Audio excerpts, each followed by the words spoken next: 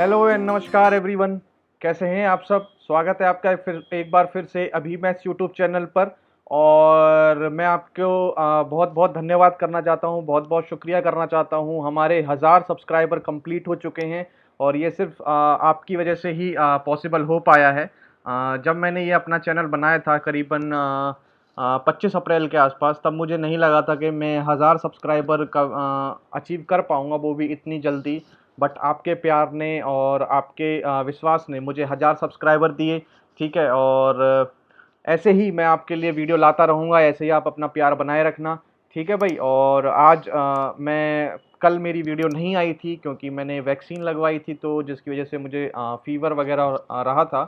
तो आज से फिर से कंटिन्यू है आपके सेवा में। एंड ऐसे ही प्यार देते रहिए, वीडियो को देखते रहिए, लाइक करते रहिए, सेशन को कमेंट करते रहिए एंड ज़्यादा से ज़्यादा शेयर करते रहिए ताकि और लोगों तक भी इस चैनल को पहुंचाएं। आपकी जिम्मेदारी है ये। ठीक है। तो चलिए आज शुरू करते हैं। मैथ्स के 20 सवाल, अहम सवाल हैं मैथ्स के 20। और 10 हिंदी में है, 10 इंग्लिश में है। बाइलिंगुअल मिल नहीं पा रहे हैं। ठीक है। और बहुत ही स्क्रीन भी बहुत छोटी है मेरे पास, तो सेट नहीं बैठ पा रहे हैं बाइलिंगुअल। तो जितना जल्दी हो सकेगा मैं पॉसिबल करूंगा एक ही क्वेश्चन को हिंदी इंग्लिश में लाने के लिए, लेकिन जब तक नहीं हो पाता तब तक कोऑपरेट करिए एंड समझाता रहूंगा आपको। और चलिए करते हैं आज के 20 सवाल को शुरू करते हैं और पहला क्वेश्चन करने की कोशिश करते हैं। मेंसुरेशन के सवाल लेने भी शुरू कर दिए हैं मैंने। एंड चलिए शुरू करते हैं, आगे ज़्यादा बातचीत ना करते हुए पहला सवाल देखते हैं। N solid metallical spherical balls are melted and recast into a cylindrical rod whose radius is 3 times that of a spherical ball and height is 4 times the radius of a spherical ball. Find the value of N। देखो भाई हिंदी वालों को बता देता हूँ। N solid metallical spherical balls are melted। मतलब कुछ N balls हैं, हमें पता नहीं कितनी N balls हैं स्फेरिकल, उनको मेल्ट किया जाता है और मेल्ट करके सिलेंड्रिकल रॉड बना दी जाती है। तो स्फेयर कुछ इस शेप में होती है और इसको कन्वर्ट करके जो होता है आपको सिलेंडर बना दिया जाता है। ठीक है। कन्वर्ट करके क्या बना दिया जाता है, सिलेंडर बना दिया जाता है। जिसकी जो रेडियस है 3 times date of spherical ball. अगर इसकी स्फेरिकल बॉल की रेडियस आर थी, कैपिटल आर, तो इसकी जो रेडियस हो रही है वो 3 आर हो रही है। And height is 4 times date of radius. तो और हाइट जो हो रही है वो रेडियस का 4 गुना हो रही है, मतलब 4 आर हो रही है। समझ गए। आपको एन वैल्यू निकालनी है। तो जब भी आपको मैं बता चुका हूं, जब भी मेल्ट करके बात आए या एक आकृति से दूसरी आकृति में परिवर्तन होने की बात आए, तो आपकी जो वॉल्यूम रहती है वो हमेशा बराबर रहेगी। वॉल्यूम में कभी भी कोई भी चेंज नहीं आने वाला है। तो आप सब जानते हैं, अगर वॉल्यूम ऑफ स्फेयर का फॉर्मूला अगर नहीं जानते हैं तो दिक्कत हो सकती है आपको। वॉल्यूम वगैरह फॉर्मूले आप याद कर लीजिए। तो वॉल्यूम ऑफ स्फेयर का फॉर्मूला होता है 4/3 पाई आर क्यूब। ठीक है। और ये बराबर हो जाएगा सिलेंडर के वॉल्यूम से। सिलेंडर की वॉल्यूम होती है pi r square h, pi r square h. अब यहाँ पर अगर आर है तो इसका आर है 3 आर, तो पाई 3 आर का होल स्क्वायर इंटू में एच, एच की जगह है वैल्यू 4 आर। ठीक है, बराबर रख दिया। लेकिन ये थी एक स्फेयर की वॉल्यूम, लेकिन स्फेयर थे कितने, एन थे, तो हमें यहाँ से एन की वैल्यू ही निकालनी है। ठीक है, एन की वैल्यू निकालनी है, एक सिंगल लाइन में क्वेश्चन हो जाएगा आपका। ठीक है भाई। देखो पाई से तो पाई कैंसिल आउट होना ही होना है, होना ही होना है। 4 से ये 4 भी कैंसिल आउट होना है। ठीक है। अब देखो यहाँ आर क्यूब है, यहाँ आर स्क्वायर है और यहाँ पे भी आर क्यूब बनेगा। देखो आर स्क्वायर और आर, तो आर क्यूब, ये R B cube, R cube खत्म। ठीक है। एन की वैल्यू यहाँ एज इट इज रखो। 3 का स्क्वायर यहाँ है, ये भी 3 इधर पहुंच जाएगा, तो 3 का क्यूब और 3 का क्यूब क्या हो जाएगा भाई, 27। 27 क्या होगा, एन का आंसर होगा। एन मतलब स्फेयर कितने रहे होंगे, 27 रहे होंगे। समझ में आ गया ये वाला सवाल। अगला सवाल करें, अच्छा क्वेश्चन था। अगला सवाल करते हैं। If x is the remainder when 3 की power 6 1 2 8 4 is divided by 5 and y is the remainder when 4 की power 96 is divided by 6, then what is the value of 2x minus y. 2x minus y की आपको value निकालनी है। ठीक है। एक बार और हिंदी वालों को बता देता हूँ। जब 3 की पावर इतनी हो 61,284 और 5 से डिवाइड करके x रिमाइंडर आता है और y रिमाइंडर आता है 4 की पावर 96 को डिवाइड करके 6 से, तो बताइए 2x माइनस वाई की वैल्यू क्या होगी। ठीक है। सबसे पहले आपकी नज़र इस पे जानी चाहिए, यहाँ पर। ठीक है। जैसे ही आपकी नज़र इस पे गई तो आप मुझे ये बताओ कि 4 की पावर 96 है और 6 से डिवाइड करेंगे तो क्या आपकी रिमाइंडर क्या आएगा। ठीक है। एक बार मैं आपको बताता हूँ, यहाँ पर पैटर्न दिखाता हूँ, समझने की कोशिश करना। 4 की पावर 1 जब मैं रखूंगा तो वैल्यू आएगी 4। ठीक है। और इसको अगर 6 से डिवाइड करोगे तो रिमाइंडर भी कितना आएगा आपका, 4। ठीक है। 4 की पावर 2 कर लो, 4 की पावर 2 जो हो जाएगा वो आएगा आपका भाई 16। इसको भी 6 से डिवाइड करोगे, रिमाइंडर फिर से कितना आएगा, 4। 4 की पावर 3 करो, वैल्यू कितनी आएगी 64। इसको 6 से डिवाइड करोगे, रिमाइंडर फिर से कितना आ जाएगा 4। 4 की पावर 4 कर लो, वैल्यू कितनी हो जाएगी 256। इसको 6 से डिवाइड करोगे, रिमाइंडर फिर से कितना आ जाएगा 4। 4 आ जाएगा नहीं आएगा मुझे बताओ। 6 चौक 24, 4 चौक 6 दूनी 12, 4 16, बिल्कुल 4 4 रिमाइंडर आ रहा है। तो मतलब 4 की पावर कितनी ही कर लो, 4 की पावर कितनी कर लो, जब भी आप उसको 6 से डिवाइड करेंगे रिमाइंडर हमेशा 4 आएगा। तो वाई की वैल्यू यहाँ से 4 आ गई, 4 आ गई भाई, आ गई। आपकी वाई की वैल्यू यहाँ से आ चुकी है, मैं यहाँ लिख देता हूँ वाई की वैल्यू 4। ठीक है, अब निकालना है आपको एक्स की वैल्यू। अब यहाँ पर देख लो 61,284 है और 5 से डिवाइड करना है आपको। ठीक है, 5 से डिवाइड करना है। ठीक है, तो अब देखो भाई, अब यहाँ से मुझे एक्स की वैल्यू निकालनी पड़ेगी। इसमें देखो, इसमें सबसे पहले ना आप क्या करो, 5 की तो आप सब जानते हो, 5 जो है 5 तभी डिवाइड हो पाता है जब आपकी यूनिट डिजिट 5 हो या आपका 0 हो। ठीक है ना, तो यूनिट डिजिट पे काम कर लेते हैं, तो हमें देखते हैं निकल पाता नहीं निकल पाता हमारा रिमाइंडर। तो सबसे पहले यूनिट डिजिट पे काम करो। 3 की पावर 61,284 है, 4 से डिवाइड करोगे। जब इसको 4 से डिवाइड करोगे, पूरी पूरी 4 से डिवाइड हो जाएगी, तो मतलब 3 की पावर 4 समथिंग बनेगा। ठीक है, और साइक्लिसिटी 4 की होती है, तो इसकी 3 की पावर 4 रहने दो और 5 आप डिवाइड कर लो। ठीक है, 5 डिवाइड कर लो, 3 की पावर 4 होती है भाई 81। 81 में 5 डिवाइड करोगे, रिमाइंडर जो आएगा वो आएगा 1। कितना रिमाइंडर आएगा भाई 1। बस एक्स की हमारी वैल्यू क्या आ गई 1 आ गई। बस एक्स की वैल्यू कितनी आ गई 1। जब से ही इसमें पुट करोगे तो 2 इंटू 1 2, माइनस में वैल्यू आएगी 4, वैल्यू आ जाएगी सॉल्व होकर -2। और -2 इसका क्या था, उत्तर था। आपको यहाँ से कुछ नहीं करना था, यहाँ से यूनिट डिजिट निकालनी थी, इसकी यूनिट डिजिट जो आ रही थी उसको 5 से डिवाइड करना था, बस काम खत्म। समझ गए? ऐसे आप इस क्वेश्चन को कर सकते थे। बहुत अच्छा क्वेश्चन है। अगर इस क्वेश्चन को अच्छा लगा हो तो इस चैनल को जरूर सब्सक्राइब करिए और ज़्यादा से ज़्यादा शेयर जरूर करें। ठीक है, क्वेश्चन नंबर 3 करते हैं। The value of this is closest to, closest पूछिए आपसे, इसमें किससे क्लोजेस्ट है इसकी वैल्यू। ठीक है, जैसे ही आपने ये वैल्यू देखी, तो सबसे पहले जब भी इस तरीके के मैं क्वेश्चन बहुत करा चुका हूँ, आप ये मत कहना नहीं कराए हैं, बहुत करा चुका हूँ। करीबन करीबन 140 की तो मैंने क्लास ले ली है, 150 क्वेश्चन की लगातार क्लास ले ली है, और 24 क्वेश्चन मैंने आपको प्रीवियस ईयर सॉल्व कराए थे। तो करीबन करीबन 200 में क्वेश्चन करा दूंगा एक दो क्लास और करते ही। ठीक है, और ये बहुत ही इंपॉर्टेंट क्वेश्चन है, सारे टीसीएस पैटर्न के क्वेश्चन है। ठीक है, चलिए आगे चलते हैं। इसको देखते ही आपको इसमें जो है आपको सबसे पहले क्या बनाना पड़ेगा, आपको बनाना पड़ेगा यहाँ पे कंप्लीट द स्क्वायर मेथड। अगर आता है तो यहाँ पर आपको x प्लस वाई का होल स्क्वायर बनाना पड़ेगा, और यहाँ से अंडर रूट, ताकि होल स्क्वायर अंडर रूट खत्म हो जाए और हम कुछ निकालने की कोशिश कर पाए। समझ रहे हो? तो ये चीज मैं आपको पहले ही बता चुका हूँ, अब कि मैं डायरेक्ट बताता हूँ। देखो, सबसे पहले हम क्या करते हैं, यहाँ देखते हैं प्लस है या माइनस। यहाँ प्लस है तो हम बनाएंगे a प्लस बी का whole square. A plus B का होल स्क्वायर बनाएंगे, ये होता है भाई A square plus B square plus 2ab, जिसको नहीं पता है। ठीक है, अब सबसे पहले ये देखो, आप 2ab पर टूटा करो। 2ab पर टूटे जैसे ही आप 2ab, तो आप सबसे पहले 2ab में ये वाली जो वैल्यू आपको दिख रही है, इस पे देखो, इसमें से अगर दो अलग करोगे तो वैल्यू आती है आपकी 5√3। 5√3, तभी तो ये 10√3 बन पाएगा। अब आपको ये दो वैल्यू दिख रही है, ये ए अगर मैं और ये बी मान लूं, तो देखो यहाँ पर 28 बनता है इसका स्क्वायर होके। तो देखो 5 का स्क्वायर होता है 25, और 3 अंडर रूट 3 का स्क्वायर होता है 3, जुड़ के कितना बन जाएगा 28। जैसे आपको 28 दिख गया तो कुछ नहीं है भैया, ये क्या है भाई 5 प्लस √3 का होल स्क्वायर है, और होल स्क्वायर से अंडर रूट खत्म, तो वैल्यू आपकी 5 प्लस √3 मिलेगी, आपको मिलेगी। अब यहाँ पर साइन है माइनस का, ये आप माइनस का साइन लगा दीजिए। अब यहाँ पर देखिए सेम मेथड स्क्वायर का बनाओगे, तो यहाँ पर प्लस था यहाँ माइनस है, तो आपका अभी फॉर्मूला बनने वाला है a माइनस बी का होल स्क्वायर, जो कि होगा a square plus B square minus 2ab।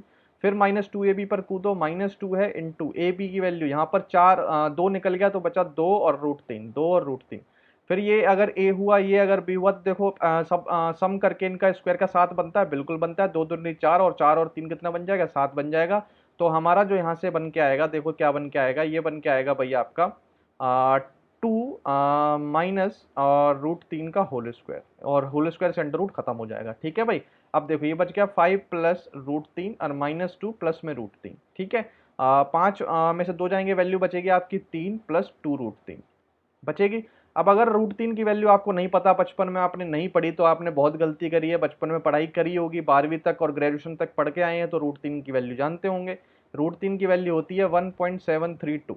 ठीक है, अगर आपको 2 पॉइंट तक लेनी है, आप 2 पॉइंट तक भी ले सकते हो, क्योंकि इसमें सिर्फ 1 पॉइंट तक है, आप वहां तक भी ले सकते हो। 1.7 ले लूँ, बताओ 1.7 ले लूँ, तो अगर मैं √3 की जगह 1.7 ले लूँ, 2 का मल्टीप्लाई करूंगा 3.4, तो यहाँ से आ जाएगा, और 3 इसमें जुड़ जाएगा, तो वैल्यू जुड़ेगी आएगी 6.4। कितनी आएगी 6.4 के आसपास आएगी, 6.4 के आसपास वैल्यू यही है, 6.5। ये आपका क्या हो जाएगा, उत्तर हो जाएगा।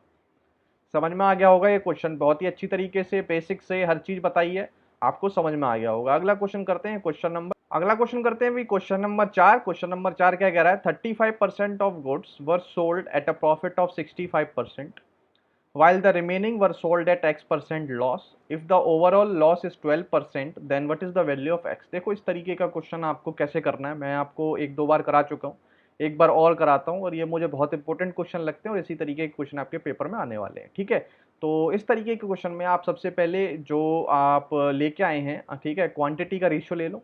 सबसे पहले आपका काम होता है इसमें क्वांटिटी का रेशियो लेना। उसने बोला है 35% गुड्स, तो 35, एक तो 35% बेचे, ठीक है, रेशियो ले लो इसका 35%, और रिमेनिंग 35% बेच दिए तो रिमेनिंग बचे 65%। ठीक है, 35% 65%, तो मैं अगर इससे डिवाइड करूंगा तो 5 सत्ते 35 और 5 13, ठीक है, 7 यूनिट और 13 यूनिट, तो मतलब 20 यूनिट वो लेके आया होगा।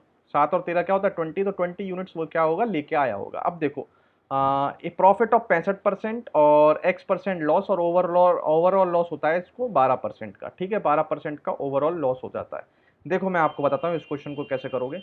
35% तो 65% के फायदे से बेचा गया, ठीक है, 65% के फायदे से बेचा गया, और रिमेनिंग को x% के लॉस से बेचा दिया, ओवरऑल पे 12% का लॉस हो गया। ठीक है, अब देखो देखो भाई, अब देखो इसको मैं बहुत ही अच्छा मेथड बताने वाला हूँ, बहुत ही अच्छा मेथड बताने वाला हूँ। इस मेथड को देखने की और समझने की कोशिश करना, एक नहीं दो बार देखने की कोशिश करना, और ये मेथड समझना ताकि इसे आसानी से आप निकाल पाएं। ठीक है, इसे कहते हैं वेटेड एवरेज का कंसेप्ट। ठीक है, इसको देखने की कोशिश करना और आपको ये बहुत ही अच्छी तरह समझ में आएगा, और ये बहुत ही कारगर साबित होगा आपको आसानी से निकालने की। सबसे पहले आपने क्वांटिटी का रेशियो ले लिया, अब आपसे जो बोल रहा है वो करो। 35% को बेचा गया 65% के फायदे से, तो जो 7 यूनिट है इसको 65% के फायदे से बेचा गया। कुछ नहीं करना आपको, 65 और 7 का मल्टीप्लाई कर लो, प्लस में रखना वैल्यू को, प्लस में फायदा हुआ तो प्लस में, नुकसान होगा तो नेगेटिव में। ठीक है, प्लस में तो मल्टीप्लाई करोगे, 7 पंजे 35, 5 3 7 6 42, 42 3 45, 455%।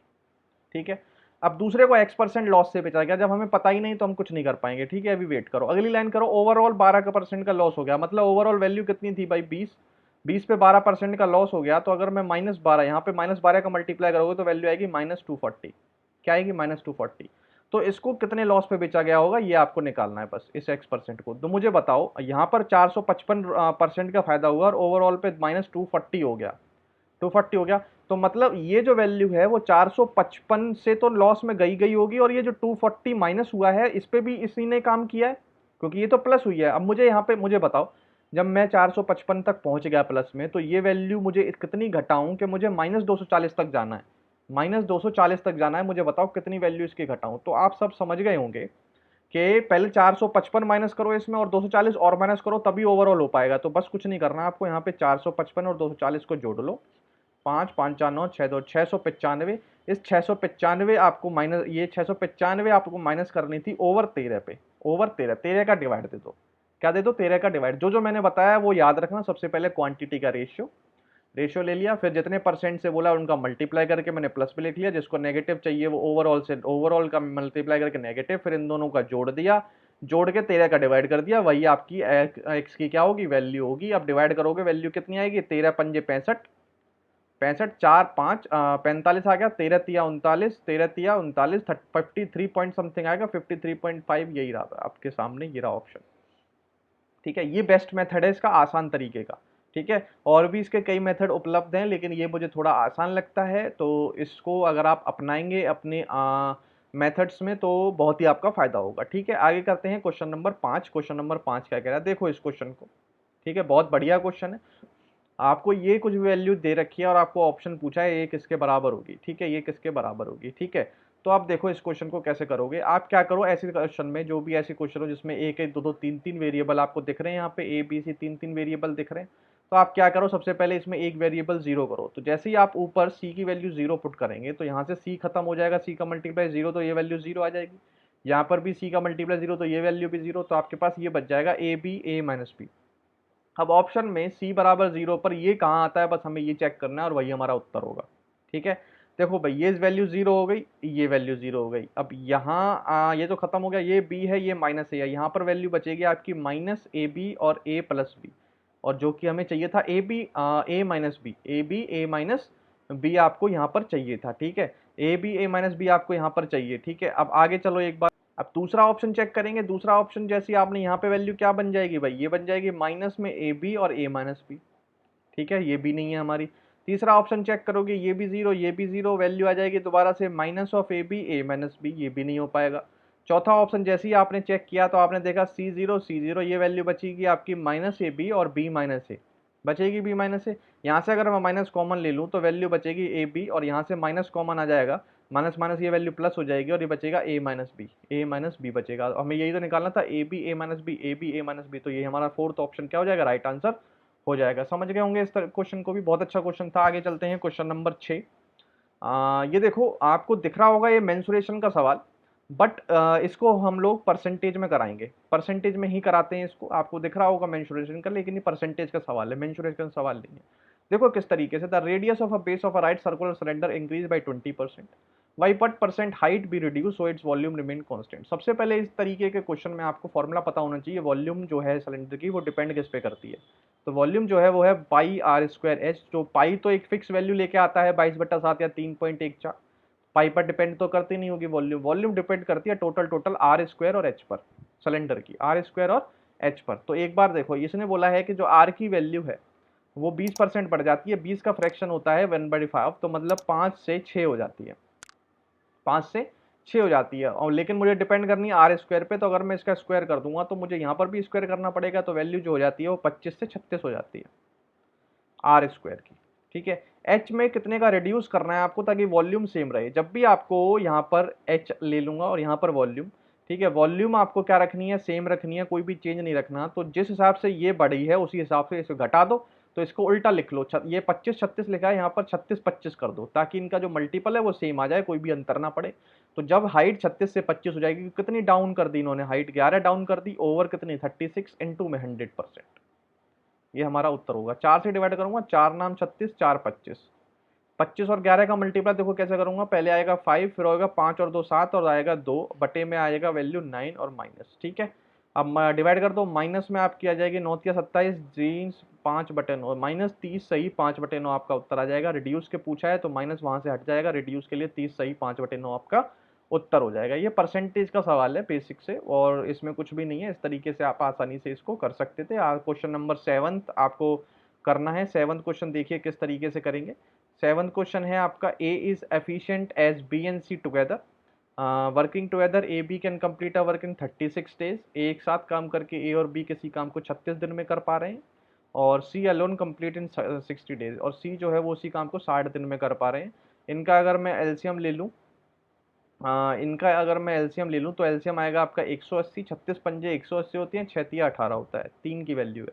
आपसे बोला है कि A is as efficient as B and C together, जितना बी और सी आपस में एफिशिएंट है उतना ए खुद एफिशिएंट है। तो बी अपने हिस्से में 3 काम कर रहा है, ठीक है। अब मुझे बी की वैल्यू ऐसी माननी है कि बी और सी का एडिशन और इसका एफिशिएंसी बराबर बराबर हो जाए। अगर मैं यहाँ पर बी की वैल्यू 1 मान लेता हूँ, तो बी और सी कितना काम कर रहे हैं मिलकर, 4 काम, तो 5 बनाने के लिए मुझे यहाँ पर भी 4 लेना पड़ेगा। तो हमारी जो ये वाली कंडीशन है ये फॉलो कर गई ना जी, बस हमारा काम हो चुका है, अब कुछ भी नहीं करना आपको। ए और सी 10 दिन काम करते हैं, तो 4 ए काम करता है एक दिन में, और सी 3 काम, तो एक दिन में 7 काम, 10 दिन में 70 काम, 10 दिन में 70 काम, तो बचा 110 काम। 110 काम बी कितने दिन में करेगा, बी तो एक दिन में एक काम करता है, तो 110 दिन ले लेगा, 110 दिन इसका क्या हो जाएगा, उत्तर हो जाएगा। बहुत ही बेसिक सा सवाल था। अगला क्वेश्चन करेंगे, क्वेश्चन नंबर 8। ठीक है, 8वां क्वेश्चन देखेंगे। A vessel contain a 32 litre solution of acid and water in which the ratio of acid and water is 5:3। देखो मिक्सर एलिगेशन का क्वेश्चन मैं हमेशा बेसिक से कराता हूँ, आप जानते ही हैं, क्योंकि सबको दिक्कत क्यों होती है मिक्सर एलिगेशन में, ये कभी सोचा आपने कि मैक्सिमम बच्चे कहते हैं सर मिक्सर एलिगेशन में बहुत प्रॉब्लम है, मिक्सर एलिगेशन में बहुत प्रॉब्लम है, क्यों है ये प्रॉब्लम, ये कभी नहीं सोची किसी ने भी। आप सोचो ठंडे दिमाग से, प्रॉब्लम क्यों है। प्रॉब्लम मेरे अकॉर्डिंग इस वजह से है कि मिक्सचर और एलिगेशन का बेस तो बताया नहीं जाता है किसी को। आपको क्या करा जाता है, क्वेश्चन करा दिए जाते हैं, और क्वेश्चन में जो पर्टिकुलर क्वेश्चनों की ट्रिक होती हैं वो बता दी जाती हैं। जब आप उसी ट्रिकों को और क्वेश्चनों में लगाने जाते हैं, आप फेल हो जाते हैं, उत्तर नहीं आता, तो आप सोचते हो ना मिक्सचर आ रहा है समझ में, मिक्सचर एलिगेशन के क्वेश्चन ही नहीं हो पा रहे। ये बहुत बड़ा, समझ रहे हो ना क्या कहना चाह रहा हूँ। टीचर क्या करता है, रेशियो में खत्म करा देता है मिक्सचर, और आप देखते रह जाते हो, और वही चीज अगर आप दूसरे क्वेश्चन में फॉलो करते हो वो हो नहीं पाती है, क्योंकि हो ही नहीं पाएगी, वो पर्टिकुलर क्वेश्चन के लिए अवेलेबल थी और उसमें हो ही नहीं पाएगी। तो ये चक्कर होता है। आप क्यों समझते हो ऐसी ट्रिकें जो आपको काम ना दें। ट्रिक वो समझो जो हर क्वेश्चन के लिए एप्लीकेबल हो, और उसको समझो ही मत, उसको बेसिक से करो।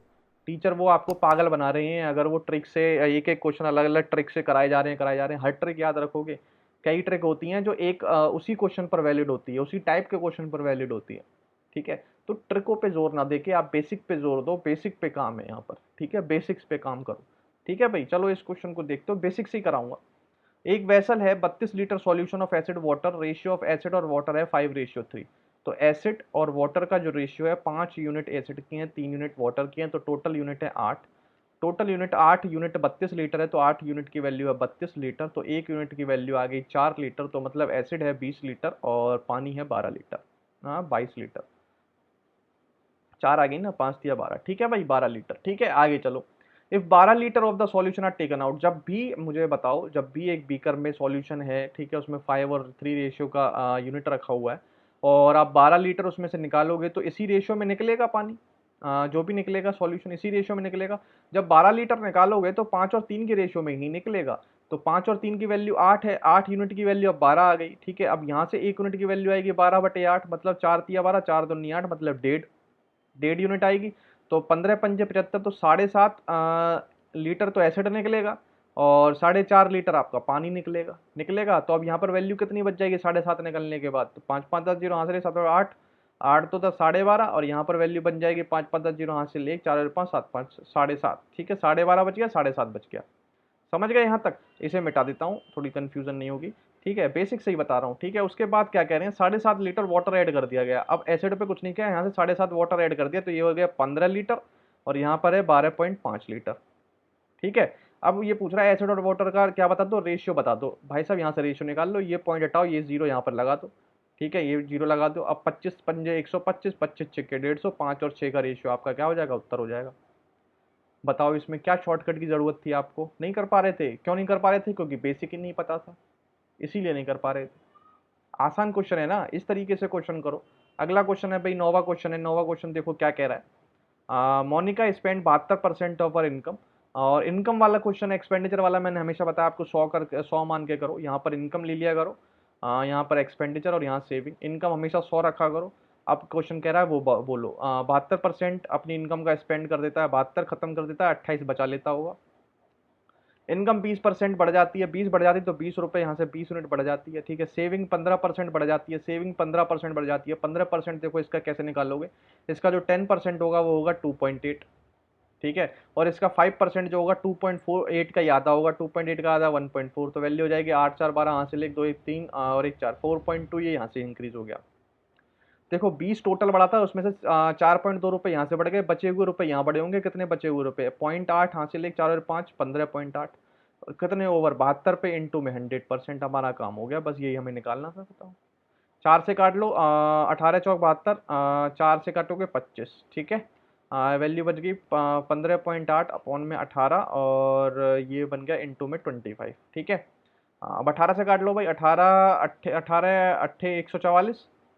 ठीक है, 18 8 144, और 144 के बाद यहाँ पे वैल्यू आएगी आपकी 4 और 1, 140। तो 18 8 18 7 8.7 समथिंग, और 25 8 होता है 200। कितना होता है? 25 8 200, और 25 7 175, मतलब 222 के आसपास आ जाएगा, 21.9।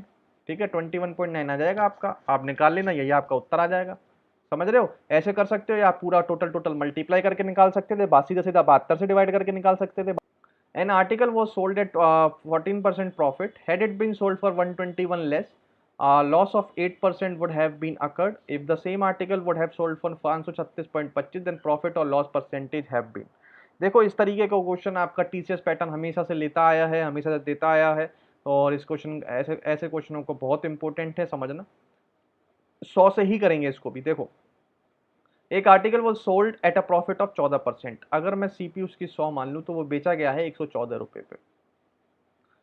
Had it sold 121 less, a loss of 8% would have been occur। एक लॉस होता 8% का, अगर उसमें 121 रुपए की 121 रुपए की कम कर देते, लॉस हो जाता 8% का। If the same article would have been sold. ठीक है, तो मतलब 8% का लॉस हो रहा है, तो 100 की वैल्यू जो है वो आपकी 92 की बचनी चाहिए, बिकनी चाहिए थी। अब इसका जो गैप आ रहा है यूनिट में, जो गैप आ रहा है वो आ रहा है 2 2 4 9 2 11 22 यूनिट का, और 22 यूनिट की वैल्यू आ रही है आपको 121 रुपीज़ में। ठीक है, 11 से काट लो, 11 दूनी 22 और 11 11 121 और 2 से 50 का मल्टीप्लाई यहाँ कर दो, 50 का मल्टीप्लाई यहाँ कर दो, तो ये जो 100 यूनिट की वैल्यू है वो आपको आ जाएगी 550 रुपये। तो मतलब ये जो सीपी था वो था 550 रुपये। ठीक है, अब आपसे पूछा गया है कि 536.25 की बेच दूं अगर, तो आप उसमें प्रॉफिट और लॉस बता दीजिए। तो 536 के अगर बेची है तो प्रॉफिट तो होने वाला है नहीं, प्रॉफिट काटो, प्रॉफिट काटो। ठीक है, अब उत्तर कैसे लगाओगे? 5% का लॉस हुआ या 2.5% का लॉस हुआ? तो भाई 2.5% निकालना आसान है, 5% निकालना आसान है, 5% निकालना आसान है। तो इसका लॉस अगर आपको 5% निकालना, तो इसका 5% निकाल लो, देख लो आपका कितना होता है। अगर मैं इसका 5% निकालने जाऊंगा तो एक जीरो से एक जीरो, पचम 25, 5 पचम 25, 25 दो 27.25। ठीक है, देखो 27.25 कम है क्या इससे, 550 से? मुझे तो नहीं लगता 27 कम है, ये तो सिर्फ कितना कम है, 75 आ रहा है। पीछे पॉइंट के बाद 75 आएगा और यहाँ पर हो जाएगी 37, तो ये आपकी वैल्यू कितनी आ जाएगी? 37 3 13.75 समथिंग, इसका हाफ है, 27.5 का हाफ ही तो है ये। तो लॉस जो है वो 2.5% का है, 5% का नहीं है। ठीक है, आपको यहाँ से लॉस भी नहीं निकालना, ऑप्शन से चलो। ठीक है, समझ गए होंगे। 10 क्वेश्चन हो चुके हैं, कैसे लग रहे हैं आपको क्वेश्चन? जरूर सेशन को लाइक कर दीजिए। अगला क्वेश्चन करते हैं भाई, यदि विभाजन विधि द्वारा दो संख्याओं का महत्तम समापवर्तक ज्ञात करने पर अंतिम विभाजक 17 है और भागफल में 1 11 और 2 प्राप्त होते हैं, तो उन दोनों संख्याओं का योग ज्ञात कीजिए। देखो जी, ये अगर अंग्रेजी वाले जानते हैं तो ये जो आपके लगातार वाले रिमाइंडर नहीं आते, लगातार वाले रिमाइंडर आते हैं, मैं नाम भूल रहा हूँ उनका, उसका आपका क्वेश्चन है। और हिंदी वाले तो क्वेश्चन को समझ ही गए होंगे। ठीक है, ठीक है, तो इसको देखो कैसे कह रहा है। अंतिम विभाजक 17 है और भागफल में 1 11 और 2 प्राप्त होता है। ठीक है, कोशेंट 1 11 2 होता है। ठीक है, अब देखो कैसे, देखो भाई कैसे आएगा आपका अंतिम विभाजक 17 है, तो एक देखो 3 बार आ रहा है ना, तो एक बार यहाँ पर वैल्यू आ रही होगी। लॉन्ग डिवीजन मेथड जो होता है एचसीएफ निकालने का, ये बात ठीक है। ये मतलब यहाँ पर जो है अंतिम भाजक 17 है और भागफल 1 11 2, मतलब 2 आ रहा होगा, यहाँ पर 2 आ रहा होगा, तो यहाँ पर वैल्यू बची होगी आपकी 34। ठीक है, ये वाली वैल्यू तभी आती है जब यहाँ पर ये वैल्यू होती है, वही तो आती है यहाँ पे। यहाँ 34 है और यहाँ 11 का मल्टीपल हुआ है, 11 का मल्टीपल हुआ है और 17 यहाँ पर है, तो मतलब रिमाइंडर में 17 आया होगा। तो यहाँ पर वैल्यू रहेगी 34 गुना 11 प्लस में 17। क्या रहेगी? 34 गुना 11 प्लस में 17। ये जो वैल्यू यहाँ आई है तो ये वैल्यू यहाँ रहनी चाहिए, 34 11 प्लस में 17। ठीक है, और यहाँ पर एक का क्वोशिएंट है तो इंटू 1 है, तो मतलब 34 इंटू 11 प्लस में 17 प्लस में 1 और प्लस में इंटू में 1, सॉरी, ये वैल्यू क्या आएगी? इंटू में 1 और प्लस में 34। ये आपकी एक वैल्यू, ये आपकी दो वैल्यू, दोनों वैल्यू आपकी क्या हो गई? आपको मिल गई। बस इनको ऐड करना था आपको। देखो कैसे आएगा, 34 में 11 का मल्टीप्लाई करोगे क्या आएगा? 4 4 3 7 3 374, तो ये हुआ इन प्लस में 17, तो 7 4 11 हासिल 1 9 391, तो ये आया। और ये आपको वैल्यू चाहिए थी प्लस में 34, तो मतलब 391 और 34 और जोड़ लो इसमें, 4 और 1 5, कितना आ गया भाई? 5 आ गया। ठीक है, 5 यहाँ से आ गया, 1 यहाँ से आ रहा है। अगर यूनिट डिजिट ही देखना चाहोगे तो यूनिट डिजिट आ जाएगी आपकी 6 दोनों का सम की, तो यूनिट डिजिट 6 आपका एक में ही है, यही आपका उत्तर है। ठीक है, समझ में आया होगा, बहुत बढ़िया क्वेश्चन है। ठीक है, अगला क्वेश्चन करेंगे। चलिए अगला क्वेश्चन देखते हैं। क्वेश्चन नंबर 12 क्या कहता है? 12 क्वेश्चन कह रहा है 25 व्यक्ति किसी काम को 60 दिनों में पूरा कर सकते हैं। उन्होंने काम करना शुरू किया और x दिनों के बाद 10 व्यक्तियों ने काम छोड़ दिया। यदि सारा काम 80 दिनों में पूरा हुआ तो x का मान क्या है? ठीक है, इस क्वेश्चन को बहुत बार बता चुका हूँ। M1D1H1 और MDS से याद करवाया था। M1D1H1 अपॉन W1 बराबर में M2D2H2 अपॉन में W2। ठीक है, तो देखोगे भाई किस तरीके से शुरुआत में जो टोटल काम आया था, 25 व्यक्ति काम कर रहे थे 60 दिनों में, तो इतना टोटल काम हो जाएगा। ठीक है, उसको 25 व्यक्तियों ने x दिन तक काम किया होगा, तो 25 इंटू एक्स हो जाएगा। ठीक है, और अभी काम पूरा नहीं हुआ है, फिर 25 में से 10 व्यक्ति चले गए तो 15 व्यक्ति बचे और टोटल काम 80 दिनों में हो रहा है। x दिन यहाँ पे हो चुके हैं, तो बचे कितने दिन भाई? X minus x. ठीक है, ये सिंगल लाइन बन जाएगी आपकी इक्वेशन, यहाँ से आपका क्वेश्चन सॉल्व हो जाएगा। ठीक है, 25 और 60 होता है भाई 25 छिक्के 150, 1500, 25 एक्स हो जाएगा 25 एक्स और ये हो जाएगा 15 अट्ठे 120, 1200 माइनस में 15 एक्स। ठीक है, 25 में से 15 जाएगा, बचेगा 10x और ये 1200 इधर माइनस हो जाएगा, बचेगा 300 और यहाँ से x की वैल्यू आएगी भाई 30। कितनी आ जाएगी x की वैल्यू? 30 आ जाएगी। ऑप्शन में 30 नहीं है, तो इसका मतलब है ये जो ऑप्शन है वो गलत दे रखे हैं आपको, आंसर इसका 30 आएगा। ठीक है भाई, अगला क्वेश्चन करेंगे, क्वेश्चन नंबर 13। अगला क्वेश्चन करते हैं। क्वेश्चन नंबर 13 क्या कह रहा है? अपनी सामान्य गति की 60% गति से चलते हुए एक व्यक्ति अपने गंतव्य स्थल पर 1 घंटा 40 मिनट देरी से पहुंचता है तो गंतव्य स्थान पर पहुंचने का उसका सामान्य समय क्या है? बहुत ही आसान क्वेश्चन है, मैं आपको इस क्वेश्चन को बहुत बार करा चुका हूँ और टीसीएस का फेवरेट क्वेश्चन है स्पीड टाइम डिस्टेंस का। देखो मैं आपको बताता हूँ, स्पीड टाइम डिस्टेंस का अगर आप बुक से पढ़ने चले गए तो आपको इतनी टाइप दिखेंगी, इतनी टाइप दिखेंगी, इतनी टाइप दिखेंगी, तो आपको ये सबसे ज़्यादा कठिन चैप्टर लगेगा, सबसे ज़्यादा कठिन चैप्टर लगेगा। ठीक है, बट जितनी भी टाइपें बुक में हैं उतनी टाइपें टीसीएस पूछ आज तक टीसीएस ने पूछी ही नहीं। लेकिन टीचरों का रोल क्या है? टीचर को सारी टाइप करानी है। मैं ये नहीं कहता टीचर गलत है, नहीं, टीचर तो सारी टाइप कराएंगे भाई, वो पैसा ले रहे हैं, अगर आप किसी से पढ़ रहे हैं तो वो पैसा ले रहे हैं, ऑनलाइन कोचिंग में भी ऑफलाइन में भी। ठीक है, बट क्या होता है कि जब पेपर में आ ही नहीं रहा, जब पेपर में आना ही नहीं है वो टाइप, क्यों कराना फालतू? जो किताब आपकी नोट्स की इतनी हो सकती है, इतनी छोटी हो सकती है, वो आपको इतनी बड़ी क्यों करनी भाई? मुझे बताओ, इतनी बड़ी क्यों करनी? जब कोई इतनी सी हो सकती है वो नोट्स की किताब, तो आपको इतनी ग्रंथ क्यों पढ़ना? ग्रंथ पढ़ना है क्या? ग्रंथ पढ़ने से कुछ हो पाएगा? ठीक है, ठीक है, तो मुझे बात समझो, टीसीएस ने आज तक स्पीड टाइम डिस्टेंस के उतने क्वेश्चन पूछे ही नहीं। एक तो देखो आप, मैंने भी इतने आपको सेशन दे दिए, आज 8वां सेशन है, प्रीवियस ईयर भी मैंने कराए 2-3। तो मुझे बताओ, कभी भी आपको स्पीड टाइम डिस्टेंस का कोई भी क्वेश्चन ऐसा मिला कि एक गन चली है, गन रिकॉइल में सुनने में आवाज़ कोई 10 मिनट में आई, और एक वो अभी भाग रहा है और गन दोबारा शूट हुई और उसकी आवाज़ उसको 4 मिनट में पहुंच गया, ऐसा कोई क्वेश्चन आया अब तक टीसीएस ने पूछा हो? ऐसा कोई क्वेश्चन पूछा टीसीएस ने कभी? मैंने सारे प्रीवियस ईयर सारे वही करा रहा हूँ कि एक ट्रेन है, धुंध में सुनाई देती है किसी बंदे को, ये ऐसे इसी टाइप का कोई क्वेश्चन सुने आपने, देखे? आते ही नहीं है, ना देखोगे ना सुनोगे, बट आपको कराए जाते हैं, आपको करा करा के आपको ऐसा बता दिया जाता है कि चैप्टर तो बहुत ज़्यादा कठिन है। समझ रहे हो, बहुत ज़्यादा कठिन है। देखो हर चीज़ कठिन है, हर चीज़ आसान है। ठीक है, उसके अगर आप चरम सीमा तक जाएंगे तो हर चीज़ वो कठिन बन जाएगी। ठीक है, हर चैप्टर में कठिन से कठिन सवाल बन सकता है। समझ रहे हो? तो बट जो एग्ज़ाम के लिए इम्पोर्टेंट है उतना ही करें, वो बेस्ट है। ठीक है, तो उसमें यही बार बार आ रहे हैं, एक तो ये वाला पैटर्न आ रहा है लगातार, एक आपका इस डाउन स्ट्रीम अप स्ट्रीम पे पैटर्न लगातार आता है, एक आपका ट्रेन का लगातार पैटर्न आता है, वो भी ट्रेन का वो उससे पार करने वाला, ट्रेन और प्लेटफॉर्म, ट्रेन और प्लेटफॉर्म वाला क्वेश्चन। ये तीन ही तरीके के क्वेश्चन आ रहे हैं, बताओ। चौथा एक क्वेश्चन ये आ जाता है कि जब आप, जिसमें आपको इसमें ये वाला फॉर्मूला लगता है, S1/S2 बराबर में under root T2 minus upon T2/T1। एक ये पैटर्न आता है। 4-5 गिने चुने पैटर्न आ रहे हैं, लेकिन इसमें तो 10-10 20-20 पैटर्न है। फिर आप मतलब अगर सबकी मानोगे तो फिर ऐसे ही करते रहोगे और क्या, अपना ग्रंथ पढ़ाओगे और कुछ नहीं है। प्रीवियस ईयर तो देखो क्या आ रहा है। ठीक है, तो देखो भाई, 60% की गति से चलते हुए एक व्यक्ति जो है 1 घंटे 40 मिनट की देरी में पहुंचता है, 60% गति से चलते हुए। मतलब अगर वो उसकी गति थी 5, 5 से वो गति चला गया 3 पे, कितनी पे चला गया? स्पीड का ये आपका रेशियो होगा, रेशियो हो गया। स्पीड और टाइम के रेशियो में क्या होता है? रिवर्स प्रोपोर्शन होता है जब डिस्टेंस क्या होता है? बराबर। तो पहले अगर वो 3 मिनट में पहुंच रहा था, अब वो 5 मिनट में पहुंच रहा है। ठीक है, तो टाइम 2 यूनिट बढ़ गया।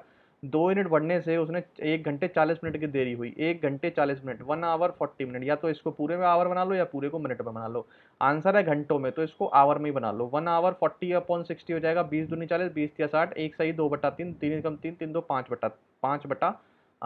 तो 2 यूनिट की वैल्यू 5/3, 1 यूनिट की वैल्यू 5/2 इंटू 3 कर लो।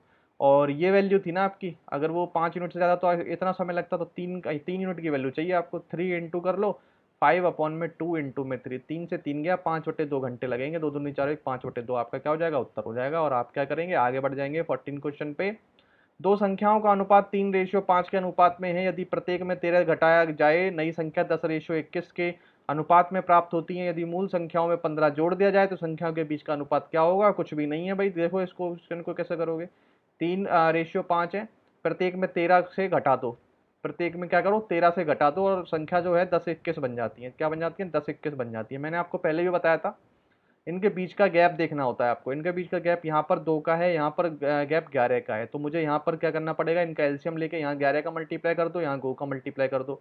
करोगे तो इनका देखो रेशियो चेंज हो जाएगा। 11 का मल्टीप्लाई करोगे, 11×3 = 33, 11×5 = 55। 2 का करोगे 10 दूनी 20 और 21 दूनी 42। अब देखो कितने का घट गया, कितने का घट गया भाई? ये आपका घट गया 3 और 1, 13 का घट गया। 13 यूनिट घट गई, 13 यूनिट 13 की बराबर है, मतलब बराबर बराबर आ गया। तो नंबर हमारा कितना था? इतना ही था, 33 था, 55 था। घटा के कितना बन गया, 20 और 42 बन गया, 10 और 21 का रेशियो। अब क्या कह रहा है आपको, यदि मूल संख्या में 15 जोड़ दो। मूल संख्या ये तो नहीं है, ये तो माइनस करके आई है। मूल संख्या क्या है, 33 और 55। इसमें क्या करो, 15 जोड़ दो।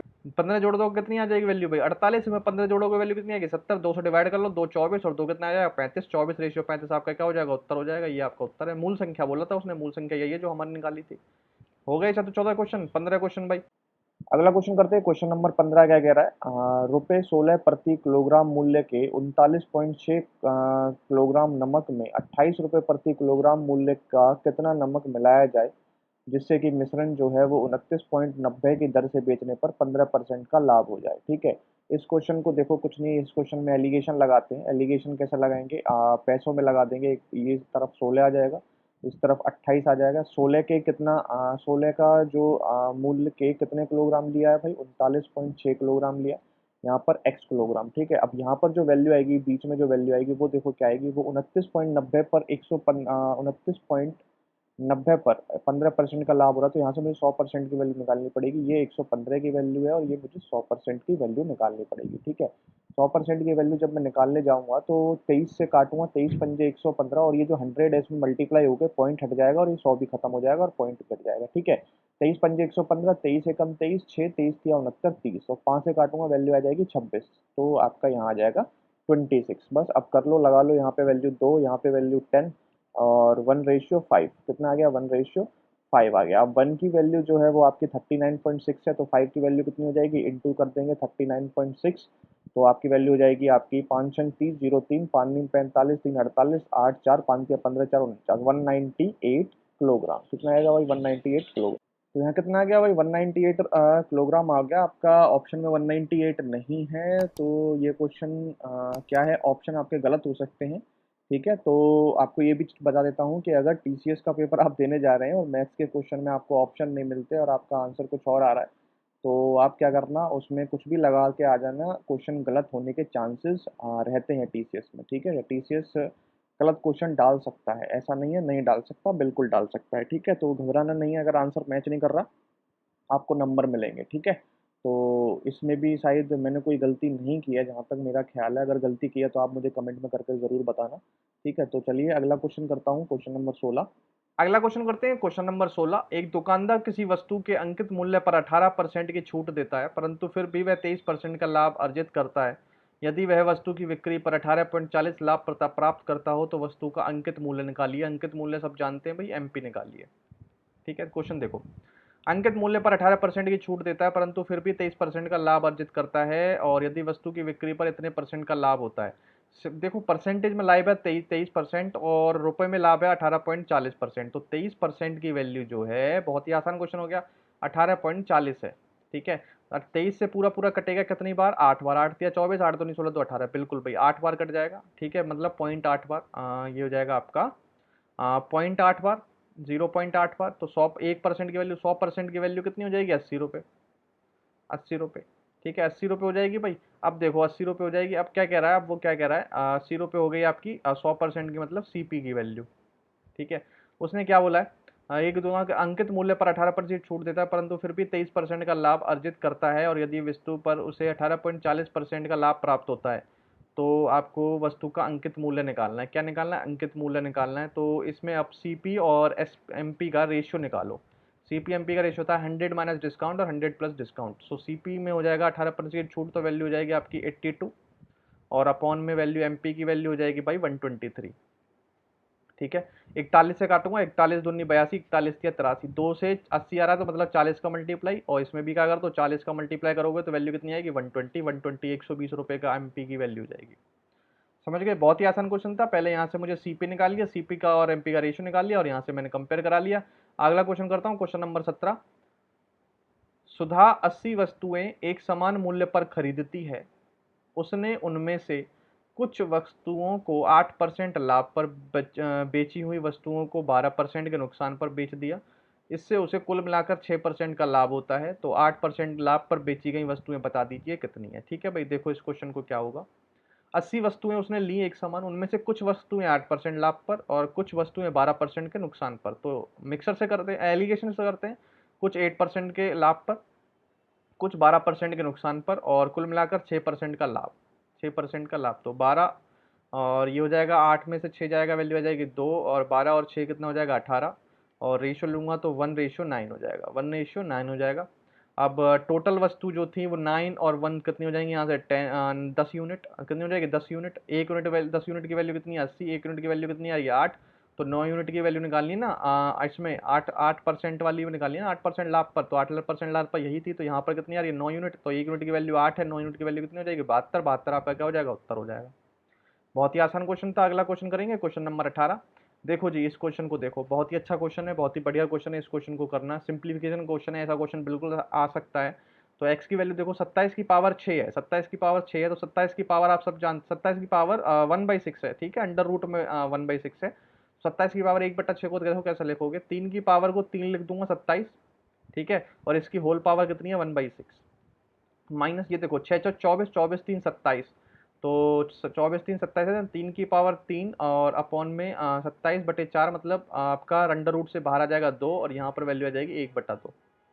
समझ गए। अब यहाँ से देखो x की वैल्यू, यहाँ पे देखो 3 की पावर 1/2, 3 की पावर 1/2 आ जाएगी, यहाँ से वैल्यू आ जाएगी 3 की पावर 3/2 और अपॉन में 2, यहाँ से x की वैल्यू आ गई, क्या आ गई भाई x की वैल्यू आ गई आपकी, यहाँ से x की वैल्यू आ गई भाई। अब देखो x की वैल्यू आ चुकी है, अब यहाँ से y और निकाल लो, एक बार y निकालो, देखो कैसे निकालोगे, y बराबर 45, 45 आप जब जानते हैं 9 पंजे 45, 9 का अंडर रूट हो जाता है 3 और अंडर रूट में 5, ठीक है, ऐसे कर लो।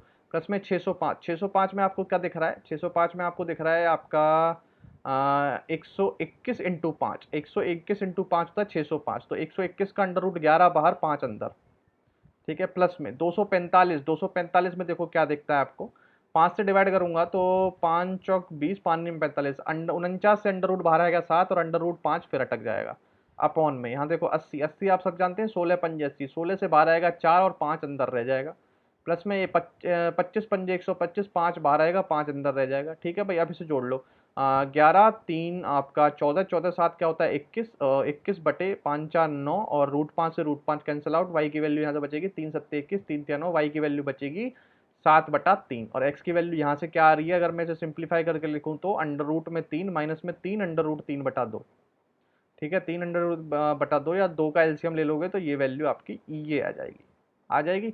बस आपको यहाँ पर क्या चाहिए, X square plus Y square चाहिए। अब देखो मैं इस सबको मिटा देता हूँ और X square plus Y square यहाँ से निकाल लेते हैं कि क्या आएगा, ठीक है। अब देखो भाई एक्स स्क्वायर, अब क्या करेंगे, X square plus Y square निकालना है, इसका स्क्वायर कर दो तो 2 अंडर रूट 3 का 2 under root 3, sorry 2 under root 3, दोबारा लिख लेते हैं, तो 2 अंडर रूट 3 माइनस में 3 अंडर रूट 3 अपॉन में 2 का होल स्क्वायर है, प्लस में वाई स्क्वायर 7 49 और 3 तिया 9, ठीक है, इसको सॉल्व करो, इसका स्क्वायर 2 दूनी 4, 4 तिया 12, प्लस 3 तिया 9 तिया 27, और माइनस 2 दूनी 4, 4 तिया 12, 12 तिया 36 बटे में 4, और प्लस में 49/9, 49/9, ठीक है, ये भी मिटा देते हैं, इसका भी कोई काम नहीं है।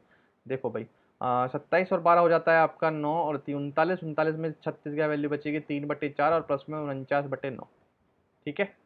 एलसीएम लोगे 9 चौक 36 आ जाएगा, 9 9 के 27 और 4 50 चौक 200, 200 में 4 196, 6 7 13, मतलब 3 यूनिट डिजिट आएगा 223 और अपॉन में 36, 223 अपॉन 36 देखो कहाँ है, फर्स्ट ऑप्शन है 223 अपॉन 36, ठीक है। इस क्वेश्चन को इस तरीके से करेंगे तो बहुत ही बढ़िया आसानी से क्वेश्चन निकल जाएगा बेसिक से, ठीक है भाई। अब क्वेश्चन रह गए, 2 क्वेश्चन रह गए, ठीक है भाई, 19 और 20, ठीक है। 19वां क्वेश्चन देखो, सिंपलीफिकेशन क्वेश्चन है, सबसे पहले ऑफ करेंगे ब्रैकेट देन ऑफ, ठीक है, आप सब जानते हैं, बहुत बार बता चुका हूँ। देखो इस क्वेश्चन को करना शुरू करते हैं, 24 × 2 डिवाइडेड बाई 12, प्लस में 12 डिवाइडेड बाई 6 दूनी 12, डिवाइडेड बाई, इसे सबसे पहले करेंगे तो 15 डिवाइडेड बाई 8 गुना 4, ऑफ है 28 डिवाइडेड बाई 35, ठीक है, 7 पंजे 35, ठीक है।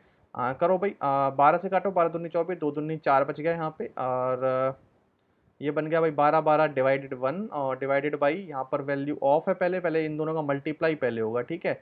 तो 4 दूनी 8, यहाँ वैल्यू बचेगी 15/2 और मल्टीप्लाई पहले करना पड़ेगा, 28/35 में ज़्यादा, 4 7 28, 4 पंजे 35, 7 पंजे 35, तो 4/5, 2 दूनी 4 और 5 तिया 15, वैल्यू आएगी 6, 4 प्लस 1/6, तो 4 सही 1/6 आपका क्या हो जाएगा, उत्तर हो जाएगा। बहुत ही आसान क्वेश्चन था। अगला भाई क्वेश्चन नंबर 20 आज का लास्ट क्वेश्चन है। लास्ट क्वेश्चन देखो बहुत ही बढ़िया क्वेश्चन है आपको, एक विद्यार्थी को ये इतनी बड़ी वैल्यू को मान निकालने के लिए कहा गया, उसका उत्तर जो है वो 19 सही 1/4 आया।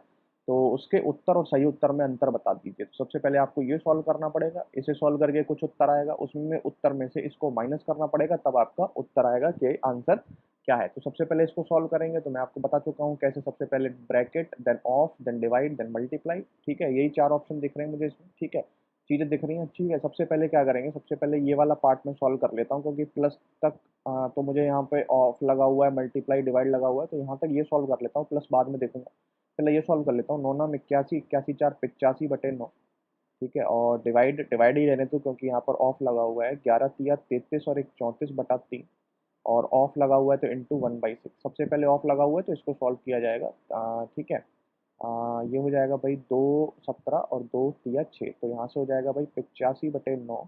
मल्टीप्लाई डिवाइड को मल्टीप्लाई में चेंज करूंगा, नीचे वाली वैल्यू ऊपर आ जाएगी, ऊपर वाली नीचे, तो 17 पंजे 85 और 9 से 9 वैल्यू यहाँ बच गई सिर्फ 5। कितनी बच गई, ये वैल्यू बच गई भाई 5। 5 आ गया ना यहाँ से। अब ये मैं मिटा देता हूँ, ये यहाँ पर मेरा जो आ चुका है वो आ चुका है 5, ठीक है। ये मेरा पूरा सॉल्व होकर आ चुका है 5, ठीक है, प्लस में। अब ये ब्रैकेट सॉल्व होगा, ब्रैकेट सॉल्व कर लेंगे भाई। 3 एकम 3 और 1 4/3, इंटू में 5 एकम 5 4 9/5, और मल्टीप्लाई को डिवाइड को मल्टीप्लाई में दे करूँगा, 5 ऊपर 3 नीचे, ठीक है। 3 तिया 9 से 9 गया, 5 से 5 गया, वैल्यू 4 बच गई। 4 अभी ब्रैकेट हटेगा नहीं, क्योंकि यहाँ पर मल्टीप्लाई वगैरह लगा हुआ है, तो यहाँ 4 बच गया। 4 के बाद है आपका मल्टीप्लाई, यहाँ पर ऑफ है तो 6 दूनी 12 13/6, एंड ऑफ है तो ऑफ का मल्टीप्लाई पहले करना पड़ेगा, 2/3, तो 2 तिया 6, यहाँ से वैल्यू आ गई भाई 13/9, 13/9। और डिवाइडेड बाई, इसको पहले सॉल्व कर लो भाई, ये आ जाएगा भाई 8/9, और डिवाइड को मल्टीप्लाई में चेंज करके 9/8, ठीक है। 9 से 9 कैंसिल, यहाँ बचा 13/8, तो 4 इंटू 13/8 आपका बच गया। 4 दूनी 8, यहाँ से बच गया 13/2, तो मतलब 5 प्लस 13/2, तो 5 दूनी 10, मतलब यहाँ से आ गया भाई 23/2। कितना आ गया भाई 23/2। उत्तर आ कितना रहा था उसका, 19 सही 1/4। 19 सही 1/4 आ रहा था आपका। आ कितना गया 23/2, तो कितना कम आ गया, तो आपको क्या करना है, माइनस करना है। क्या करोगे भाई, माइनस करोगे। और फिर कितना आ गया 23/2 आ गया, आप क्या करोगे, माइनस करोगे, ठीक है। अब माइनस कर लो भाई। 19 सही 1/4 लगा था भाई, 19 सही 1/4 था, 19 सही 1/4 था बिल्कुल। 19 सही 1/4 में आपको माइनस करना है 23/2, तो कर लेंगे। 1976 और एक 1976 77/4 हो जाएगा। माइनस में यहाँ पर 23, इसको पूरा एलसीएम 4 ले लेते हैं, पूरा 4 लेते लेते हैं। यहाँ माइनस लगा हुआ है, 2 23 दूनी 46 हो जाएगा, ठीक है। 77 में से 46 जाएगा, 6 1 31/4, ठीक है। तो इसकी वैल्यू जो हो जाएगी 7 चौक 28, 28 3 7 सही 3/4 आपका उत्तर आ जाएगा। बहुत ही बेहतरीन क्वेश्चन है, ठीक है। इससे बढ़िया क्वेश्चन और ऐसा क्वेश्चन DFCCIL के लिए बहुत ही बेस्ट है। मुझे बहुत अच्छा क्वेश्चन लगा, और आज के क्वेश्चन आपने देखे होंगे लेवल किस तरीके का था। लेवल बहुत ही बढ़िया था। इन क्वेश्चनों की प्रैक्टिस करिए, भरपूर प्रैक्टिस करिए, ठीक है। नोट्स बनाने हैं, नोट्स बना लीजिए, और इनकी तैयारी करते रहिए। और इस ऐसे ही क्वेश्चन आपको देखने को मिलेंगे जब आप पेपर देने जाएंगे, ठीक है। तो ये 20 सवाल हो चुके हैं। आपसे कल मुलाकात होगी रीजनिंग के साथ। तब तक के लिए आप वीडियो देखते रहिए, ठीक है। रिवीजन तैयार रखें। अब तो वैक्सीन का जो असर था वो थोड़ा डाउन हो गया है, तो अब लगातार वीडियो आती रहेंगी। ऐसे ही प्यार बनाए रखना। और चलिए, आज के लिए इतना ही। Thank you, have a nice day and जय हिंद।